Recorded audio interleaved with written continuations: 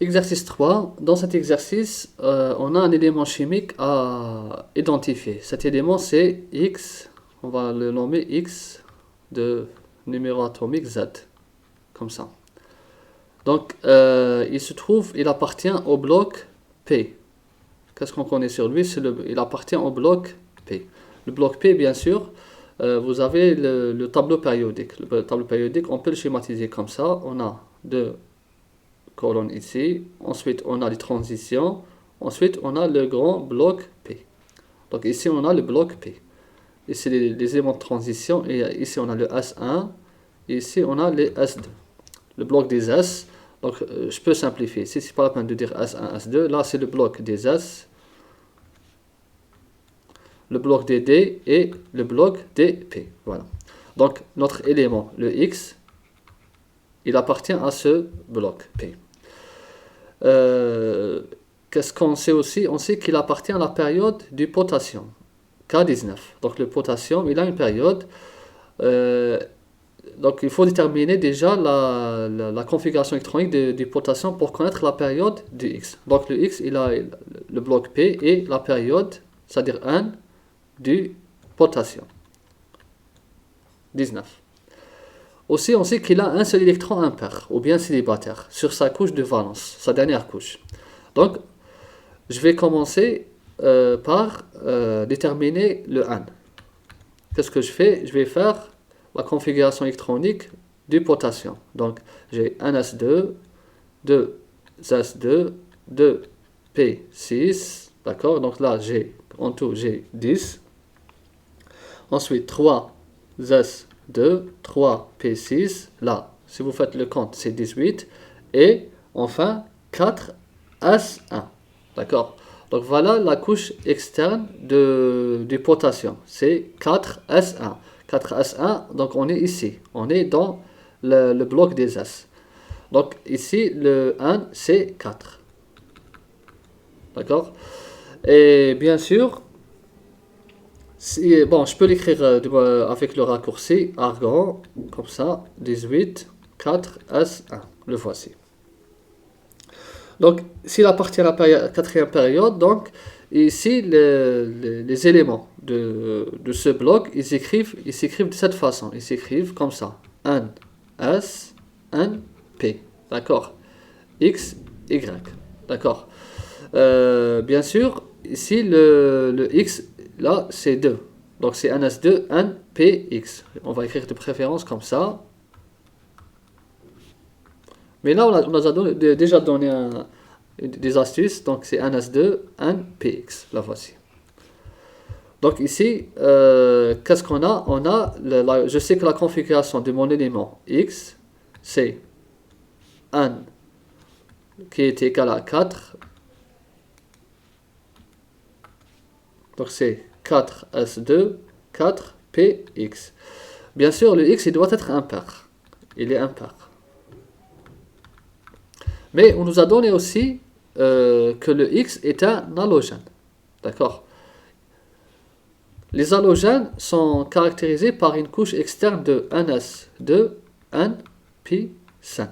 La voici. C'est 1s2, 1p5. Ça, c'est commun aux halogènes. Tous les halogènes, ils ont une couche externe de 1s2, 1p5. Tous les halogènes. C'est-à-dire le fluor, le chlore, le brome. D'accord? Donc tous les halogènes, ils ont une couche externe de 1s2, 1p5. Donc on peut déduire, là aussi, on peut déduire que notre élément Z, il a une couche externe 4s2, 4p5. La voici.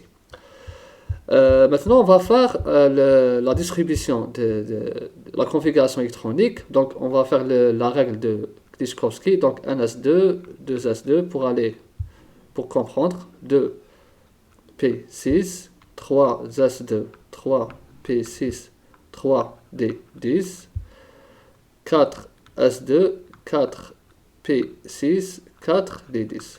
Donc là, regardez, donc j'ai le 1s2, 2s2, 2p6, 3s2, 3p6, d'accord, 4s2 et 3d10, et là, je vais atteindre les 4p. Donc là, j'ai ici, avant d'atteindre les 4P6, je dois passer par la 3D10 pour des questions de stabilité. Donc ici, j'aurai ça. 4S2, 3D10. Donc jusqu'ici, j'ai 18. D'accord? Là, j'ai 18 électrons. C'est l'argon. 18. Ensuite, plus les 10. Donc là, j'ai 18. Plus les 4S2. Là, donc, ça donne ici, ça donnerait 20 électrons. Les 3D10, ça donne combien? 30. D'accord? Donc, les 3D10, bon là, j'ai 4S2 ici. Ensuite, les 3D10, 30.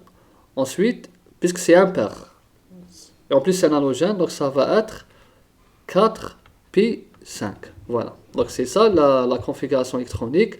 On va l'écrire de manière plus juste. La voici. Donc j'aurai l'argon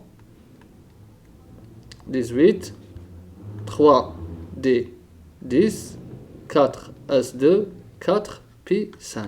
Voilà la couche externe. Et cet élément, il possède un numéro atomique Z est égal à 35. D'accord? Donc voilà notre élément. Notre élément, c'est le X35. Cet élément, ce n'est autre que le brom. Maintenant, pour faire sa configuration comme exigé dans l'exercice, donc X35, ça donne un S2. Il faut l'écrire, un S2, parce qu'ils ont exigé, je pense, dans la question, sachant qu'un halogène donne sa structure électronique à l'état fondamental en précisant son numéro atomique. Donc là, je l'ai déduit. Voici sa configuration électronique, 1s2, 2s2, 2p6, 3s2, 3p6, comme ça.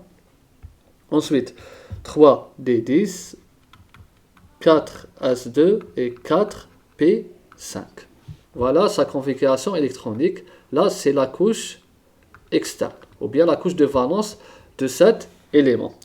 Et après, cet exercice est aussi très très simple.